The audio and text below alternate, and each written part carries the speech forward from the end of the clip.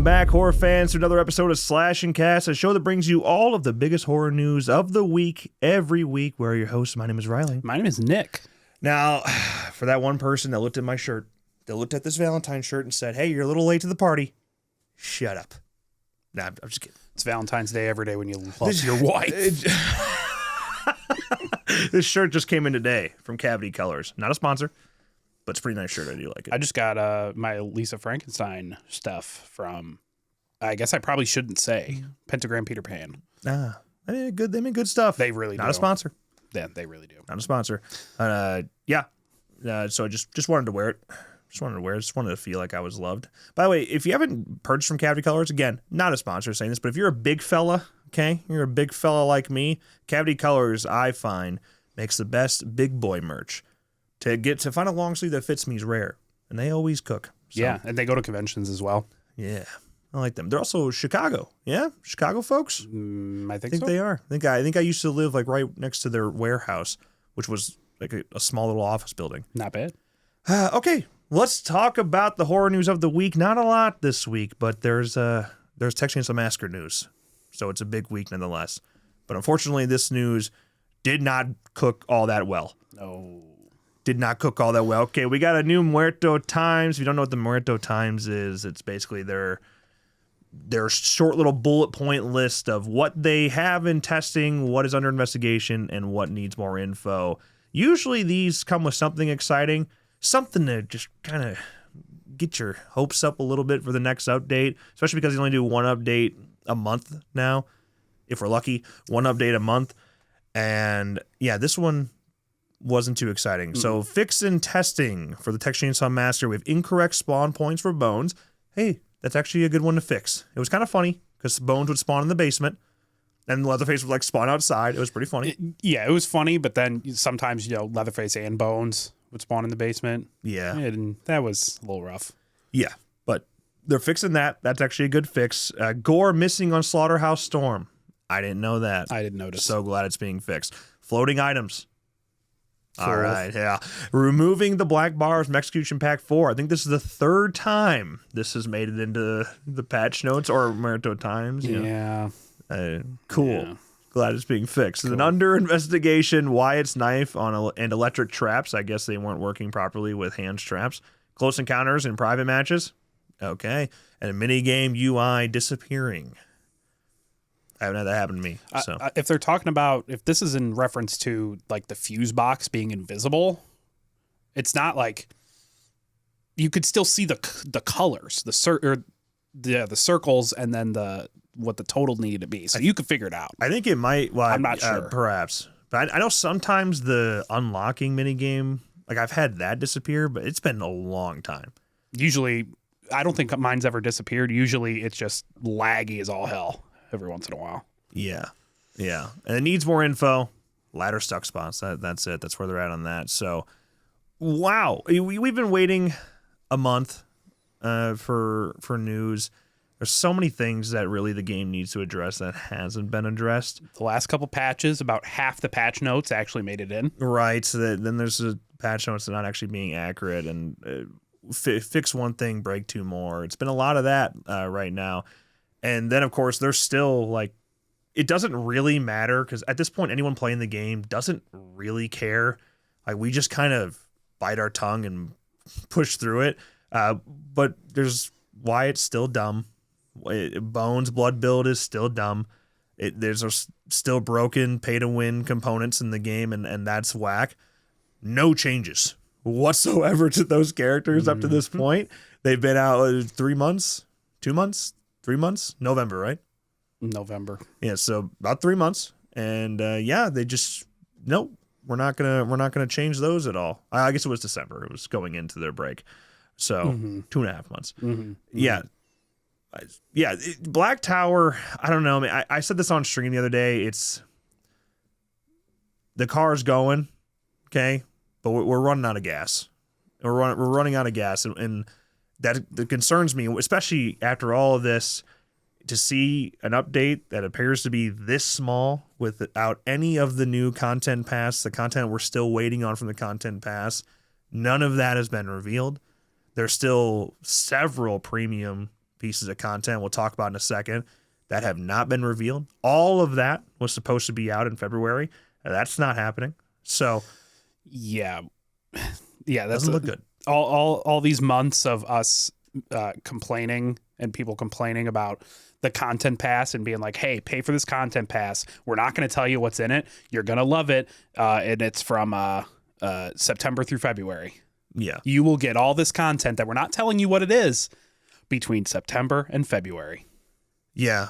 They gave us a broad, a lot of games do this. So I never really gave them too hard of a time where it's like, hey, buy this. And then like buying a season pass in a game, you don't know what you're unlocking. Sometimes you do, but you don't know what you're unlocking as you go. You just know you're going to unlock stuff. And they at least told us that, hey, here's cosmetics you're going to get. You're going to get a new family member, new victim. Yada. We just didn't know the specifics of it. And it's only $20, so I've paid more for season passes. But good grief, it's just, how do we miss again? It's just crazy to me that we keep missing. I feel bad for Black Tower, because it's so easy to just be like, holy shit, what are we doing? Why is it taking so long? How many active devs are actually working on the game? Right. And you got to feel for them, because especially in the world of game development now, a lot of people getting laid off. They probably successful games right. having people laid off. Right. So they probably have a really small team together working on this thing, and they're just not keeping up. Simple as that. They're just not keeping up. And where there is a lack of content is a lack of income coming in from that content. Players fall off. When new content comes out, less players will return. It's what I'm saying. We're running out of gas. And it's concerning, and it scares me a little bit. We've seen this trend before. I'd say it's more like they're on the road and they're low on gas, so they get all the change in their drawer. And it's like, okay, $4 in change for gas. And then they keep going, and then, oh, we need a little more, so here's another handful of change for gas. It's just not... It's very little we're getting here. Yeah, and we know they're on the way down. Yeah, we know that there have been leaks. I won't go into specifics of them, but another family member was leaked. So not in the game. This was mocap leaks of the type of family member it was going to be. Mm-hmm. So how far are they along in that? Who knows? But at least they have one more step, and you would think they want another content pass, but now that they've missed the mark on this one, frick. Who knows? Yeah, still one map a year. Still keeping that very poor map pace. It sucks. I don't even get mad talking about it anymore. Like there was a year ago, if we had this exact same conversation, we'd be sitting here ranting. But now it's just sad. Exactly, it's sad. It sucks. It really does. So what could be the best ASIM game ever of all time, it could be right here. The live service component, it was so bad that it's falling off, and it sucks. It really sucks that the Texas Chainsaw Massacre is being put on the shelf with Hide or Die last year. Games that were actually dead on arrival. Now, TCM was not dead on arrival, but it's up there just because it's just not on. It's not on a different level. It's sad. It really is. Yeah, I wonder if they could go back. I wonder if they would try to push a lot more unlockable content, because that's what's missing, right? When you've nothing to do. There's nothing to do in the game. Nothing to do unless you get your wallet out. No weekly challenges, no community goals, nothing. They didn't do anything to try to bring you back. No. I don't know. I don't get it. Okay. Done crying. Couple quotes here from Andy Cleaves, community rep over at Gun. He did say, I'm giving the updates and transparency that I'm provided to give. The goal is February, but it's possible we don't make it to the end of this month. I understand that's not the news you want to hear, but it's the reality at this current time. Of course, that's in regards to this update coming up. And he said, the goal is to get out a patch for February, but if it's not ready, it will not ship. We won't force out a patch if it's just not ready. So we don't have a hard date just yet, and recommend keeping an eye on our social channels for those announcements. We will 1000% share more info in our next patch as soon as we can. Usually with the Merito Times releases came out on Tuesday. Usually with that, a week later, the update comes out. We were expecting patch notes on Thursday. Didn't come. Probably going to come next week, probably on Tuesday now, I assume. That means the update's going to roll into March, probably. Could be Thursday. I think Thursday is the 28th of February. So I think 28th is Friday. So 27th. Yeah, but the content to come with it, probably something, which is probably the delay. It's not. Look at the Muerto times. You only think it took them that long to fix that crap. Mm-hmm. Andy did say one of the things weighing them down is the Xbox crashes, which no mention of the Muerto times is crazy to me. At least say you're under investigation, something. Give us, because yeah, man, the lack of transparency there. It's getting a little bit better. Even Xbox services came in to say something about it. Yeah, Xbox support is now replying to people being like, all right, what's the deal?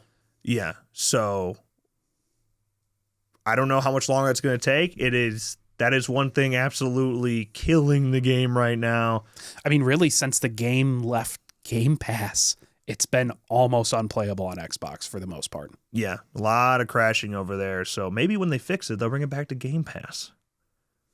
Maybe they'll make up for it with that. Yeah, we'll see what they're thinking on that one. I'll wait for that one. Yeah. Now, as for Content Pass and release dates there, Andy said we'll share more info and release dates for the remaining content, including the Content Pass, when we can. Somebody responded to that. I want to share this whole thing because I thought this was funny. It was funny, but it was also, I did not like it. Oh, no. I was not a fan of Andy's response here. Somebody responded and said, please tell Wes I want a refund on the past, which, by the way, I think that's more than fair to be asking for. I don't necessarily, if you already are sitting on the victim and fan members and whatnot, if you have the ability to refund and revoke that content, then I think you should. Because, they missed the mark. And that sucks. That's what happens, you know? But Andy responded to that exact comment and said, we'll drop news on the 2 remaining cosmetics, including the Content Pass, as soon as we're able to. He got downvoted to oblivion on both of those. Mm-hmm. Yeah, that was a little tough. I get it. They are just as frustrated as we are. Oh yeah. Especially from a publisher standpoint. Yeah. Like they're sitting there like, how about now, guys? How about now, Black Tower? Is that content ready? We paid you for it. When do you think that content's going to be ready? Oh, this day? Okay. Hey, it's this day. Is it going to be ready? Yeah. No. Yeah. This is one of those times where being a publisher, but even especially as a comm rep, when you're like, I can't say anything else. So I get why Andy responded in this way, but yeah, it's the second response definitely not needed. You were better off not responding. Absolutely.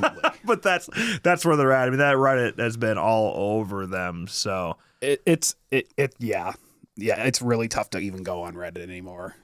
Oh yeah, it comes in waves. It's really bad, and then sometimes it's okay, and now it's really bad again. Yeah, that's what happens. Yeah. So is the life of a game. Yeah. Content Pass. What's left, huh? What's left? So for free stuff that's included with the $20 Content Pass, like we just mentioned, there are 2 cosmetics left. Andy did confirm on Discord that it's going to be a victim pack and a family pack. So got both those to look forward to.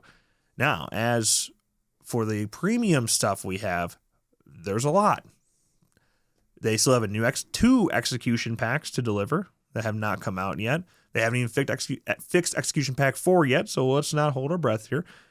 They also have the premium Leatherface skin that's supposed to be coming out. This is the $10 one. Mm-hmm. This was the big boy one. It was supposed to probably designed by somebody, probably working with a special effects artist to make a cool, unique, original Leatherface skin. Haven't heard a goddamn word on that, but that's supposed to be coming out. All this still February, by the way. Still supposed to be this next week. Victim hair pack, $10. Everyone's up in arms about the hair pack. That's because it was announced over a year ago. Yeah. So, yeah. I never thought a hair pack would take so long, but it's okay. A new cosmetic is still supposed to be coming. Another $5 cosmetic, which probably means it'd be a victim pack. Mm-hmm. And then we still have one more new weather variant coming, another storm variant, probably. The mill. It probably, yeah, because we heard the wind flapping on the mill, so that actually does appear to be in progress. Yeah. Now, is all that going to come out in February? Not a chance. No, not a chance. No way. So who knows how long this rolls into, and with this content being delayed, that means the next content pass is delayed, which means the next fan member is delayed, the next victim pack, and we'll just keep rolling back. And we're further away from a map. Yeah, we're running out of gas. The gas is going away. Running out of change to pay for that gas. I wholeheartedly, this is a very sad prediction. I expect the end of content announcement in 2025. Oh, absolutely. Yeah, that sucks. Yeah, it sucks. That really sucks. Yeah, that is my my guess at this time. They might be able to flip things over here, actually start cooking. Truly this time start cooking. They might make some things happen.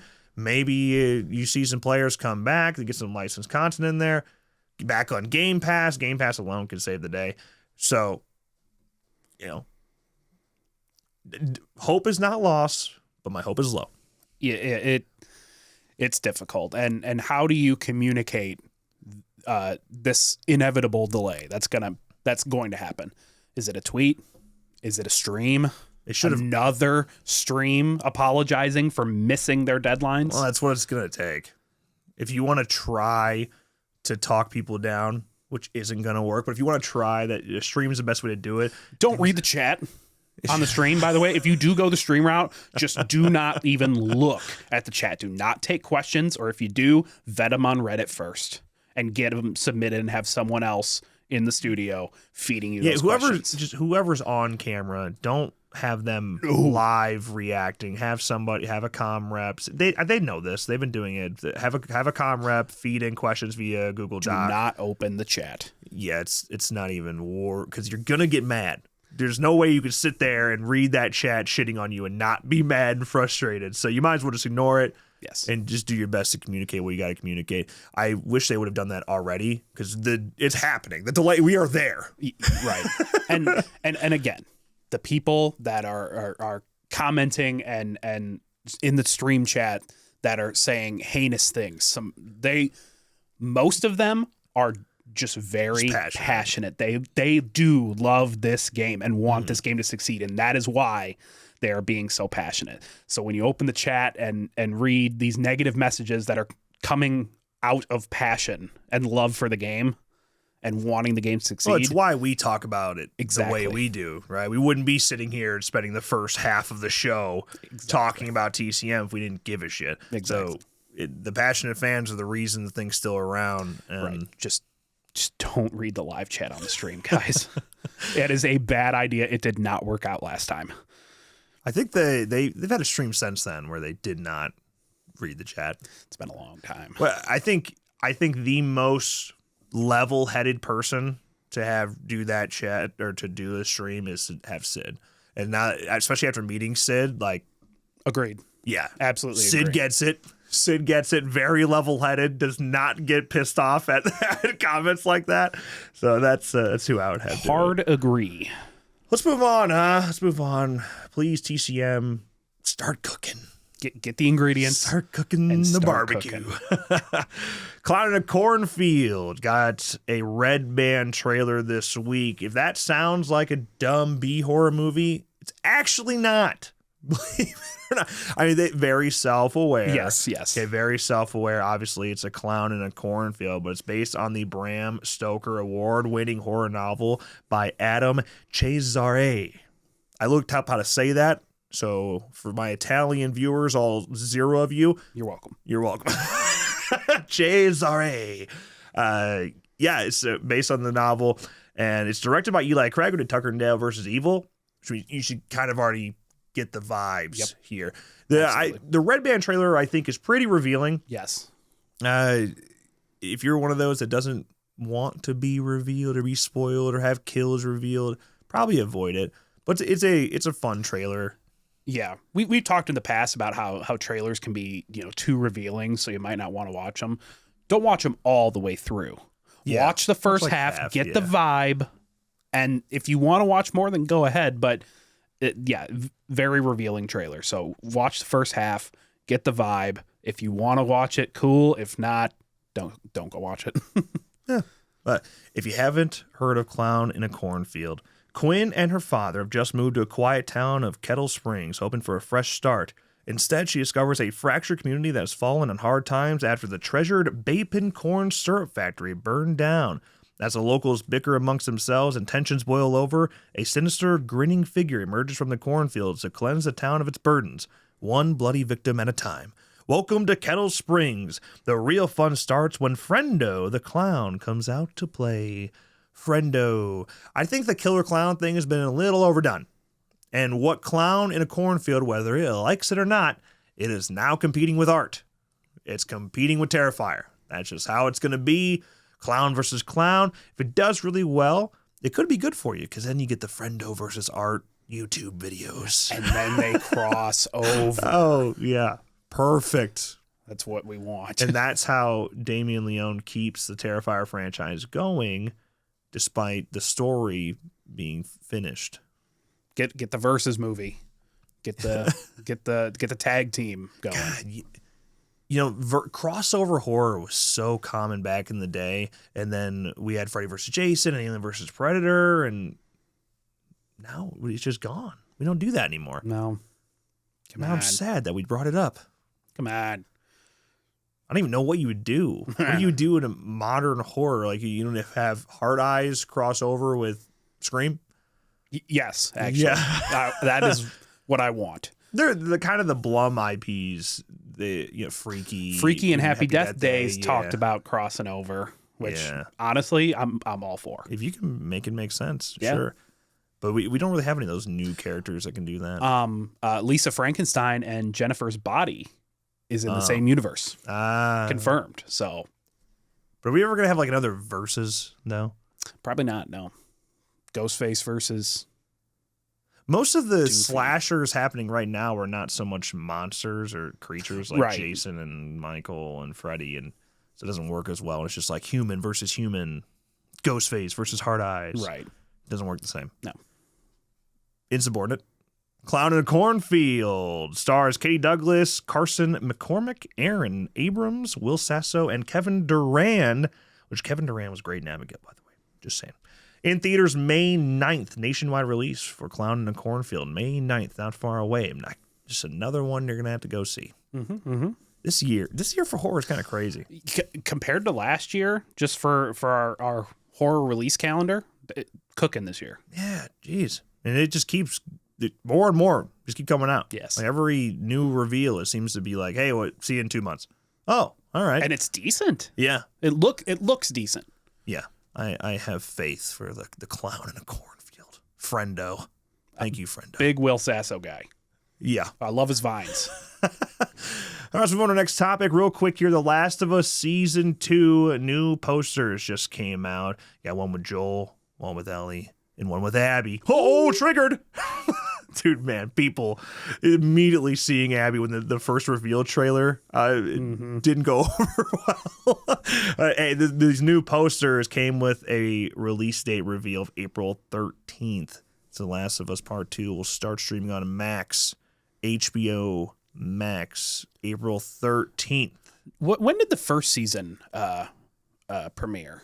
I don't remember. In the month. Was it April as well? I don't remember.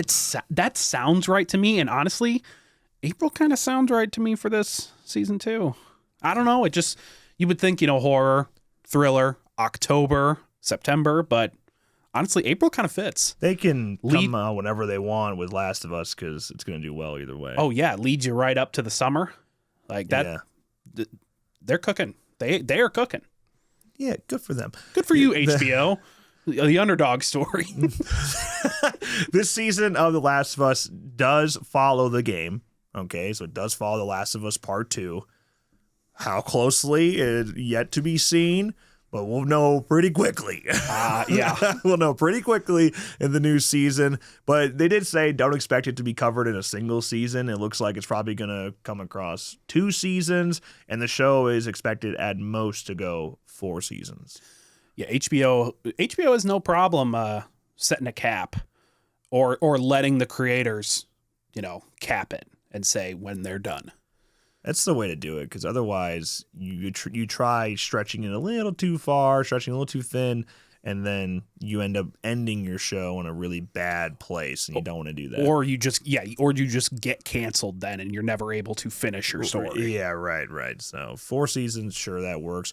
Although if this is only 2 seasons, The Last of Us Part 2 only covers 2 seasons. That's a total of 3 seasons. If you're going to do a 4th, what do you do? New original? Something we haven't seen before in the Last of Us universe? I don't know.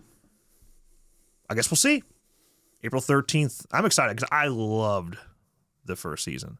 And that's someone who, loves the game. I know a lot of people, if you haven't played the game before, it's very easy to like the show. Some people who have played the game are very thrown off by the casting. I still see worst casting of all time. I disagree wholeheartedly. I think all of the casting works. I don't know. I get they don't exactly look the part. It is awesome though that the Last of Us show has brought more people into the IP, into the games. Same with like Fallout. The Fallout show got a lot of non-gamers interested in the games and the history.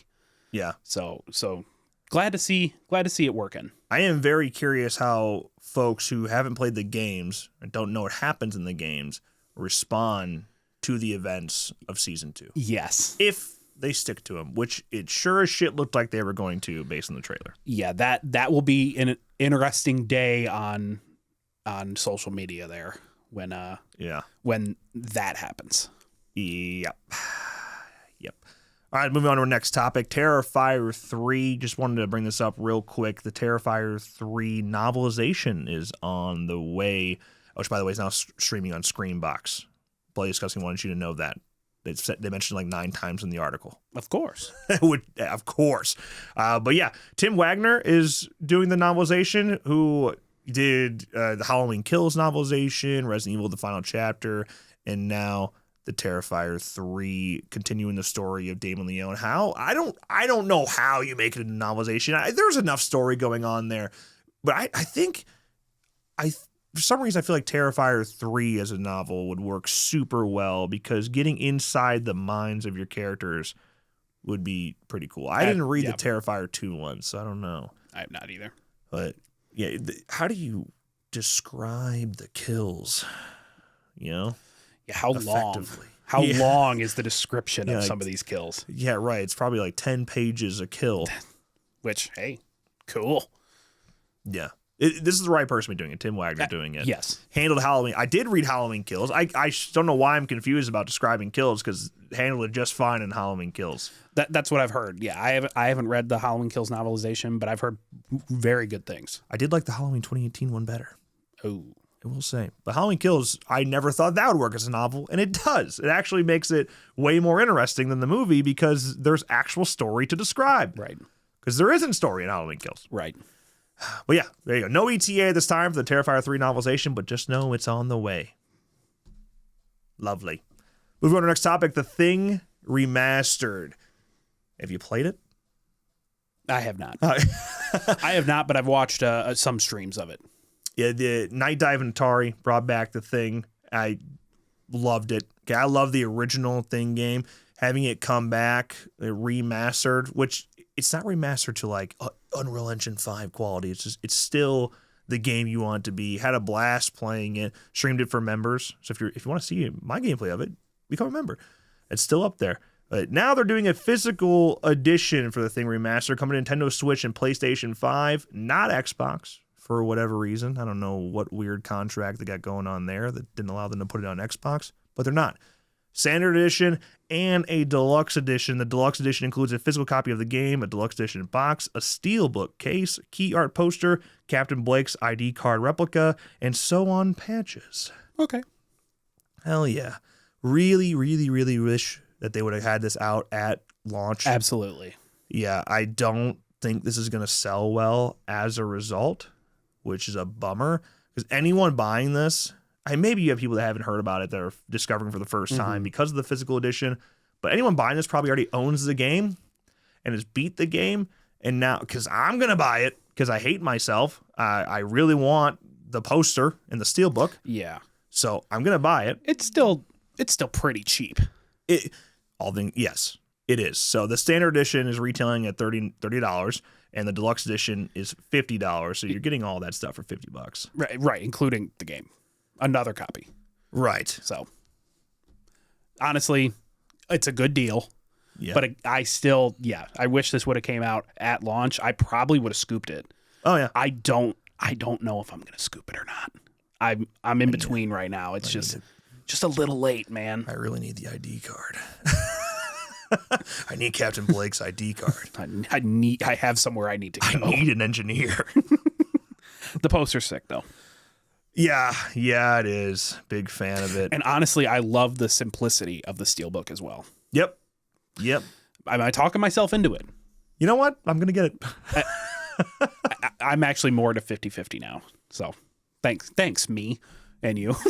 Yep. Releasing June 25th, which also happens to be the 43rd anniversary of John Carpenter's 1982 classic, The Thing. That's fun. Yeah. I would love...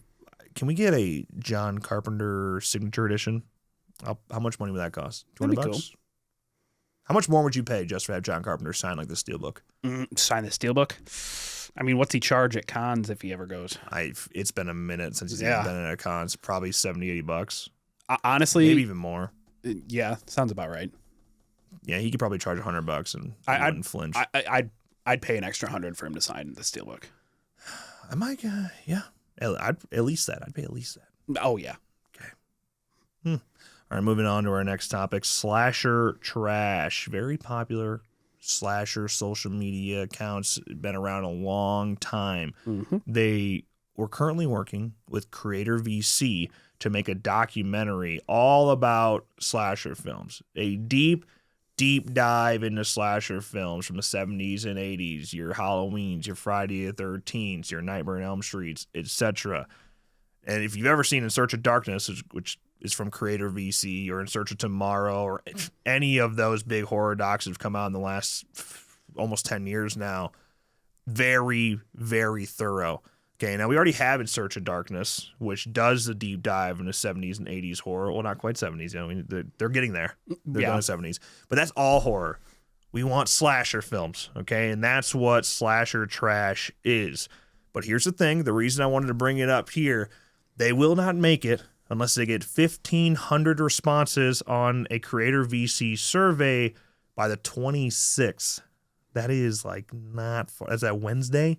Yeah. Yeah, I don't think this podcast is going to make the difference, but I wanted to bring... I think they only have like 300 right now. It takes 5 minutes to do the survey. Check out the synopsis and of what the documentary is going to be. Yeah. And yeah, take the survey. It takes a couple minutes. If you're even slightly interested, go ahead and take that survey. Yeah. It's exactly how it sounds. Yeah. Deep dive interviews, behind the scenes looks, commentary from experts and creators, etc. And look up Creator VC's resume if you have any question about the quality of what these docs are. They are insanely thorough. Yes. Insanely thorough. So, but that's also why Creator VC knows how many people it takes to sell enough to make these documentaries work, which is why they're gauging the response here. I wish they'd do it another way. I don't like the survey. Yeah, I think they invested the time into making this Google Doc with the synopsis and setting up the survey when they could have just put up a Kickstarter or an Indiegogo with a fixed, not a flexible goal, fixed goal where if they don't hit it, then they're not going to make it. That's pretty much what this is. Right. You don't have the interest, we're not going to make it. So go on Indiegogo, make it a fixed goal. And if you don't make it, you don't make it. If you do, then you have enough interest. There you go. Yeah. But definitely take the 5 minutes, read through, then go through the survey. And if you're interested in slasher movies, especially those 70s and 80s. Hell yeah, brother. Just wanted to bring that up here. Now, same thing every week. New releases. The Monkey is out. The Monk. It's out. It's a good time. Our review is also out in our podcast, Make Every Death Count, if you want to hear our spoiler review. Spoiler alert, we enjoyed it. Yeah. Okay, it's a good time. But when twin brothers find a mysterious wind-up monkey, a series of outrageous deaths tear their family apart. 25 years later, the monkey begins a new killing spree, forcing the estranged siblings to confront the cursed toy. It's been described as batshit crazy.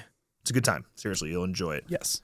And then also coming out this week, huge one, I Heart Willie, limited theatrical release February 26th. An obsessed psychopath unknowingly leads her friends into a deadly mousetrap where pure evil seeks to harvest their skin in this horrific origin story of the most beloved cartoon character of modern times, referring to Mickey Mouse. No. No, Steamboat Willie. Yes. Who is Mickey Mouse? Huh? Can't say that. Also, I'm not going to stop bringing it up until it's not in theaters. Hard Eyes is out. It made more money in its second weekend. Makes sense with Valentine's Day.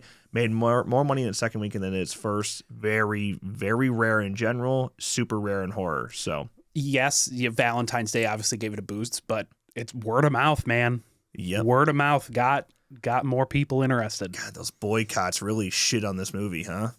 I fucking love it. I love sticking it to the man sometimes. And those boycotts were so petty. Like a completely unrelated thing was being boycotted just because. And I thought that was so stupid. So for it to just, hey, by the way, we made more money this week, bitch. I love it. Stick it to them. Love Hard Eyes. Watch how much money Scream 7's going to make. See how those boycotts do. You wait and see how much money that movie makes. Yeah. Convention updates for the week. An interesting one that I have not gone to. I've never even heard of it. February 28th through March 2nd is Horror Realm in Pittsburgh, Pennsylvania.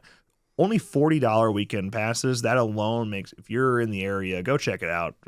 I think you can get daily passes for like 25 or 20. So Not bad. you should go check it out.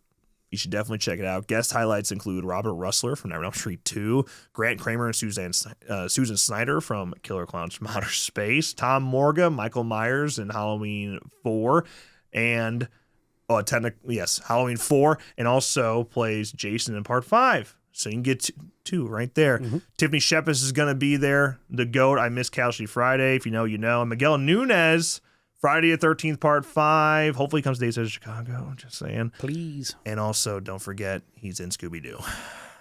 I forgot. Did you? No. So, yeah, that's a fun one. Looks like a good time and super cheap. Much cheaper than a lot of these horror conventions these days. Yeah. Days at Atlanta this weekend. Actually, it's right now. So this is completely pointless for us talking about it. Kind of. However, if you happen to watch this at noon on Sunday, Days at Atlanta's right now. Go drive over there. Greg Nicotero's there, okay? Tom Savini, Amanda Rietti, John Abrams, you know. Mad Monster Party Carolina's happening right now as well. So if you're in the area, go drive over there right now and get in there. Say hi to Devon Dudley for us. Yeah. Tell Ken Kersinger I said hi. Brad Dorff, Fiona Dorff, Billy Zane. You got it. Danielle Harris, tell her we said, hi, Danielle. Hi, Danielle. I'm your biggest fan. That's it. That's Slashcast for the week. Not a super exciting week, but an interesting one nonetheless. But we're doing the same thing next week. Hopefully with more topics. Yeah. Hopefully happier topics. Maybe TCM will have an update. Maybe they turned the oven on and they cooked. Maybe that barbecue started cooking. But hopefully they don't tweet and ask if they cooked this time. I don't think they'll ever do that again. So no need to worry about that. That would be smart. All right. With that, as always, if you enjoyed, make sure you drop a like and subscribe to our channel for more episodes like this one. And of course, as always, thank you guys so much for watching. And we'll see you in the next one.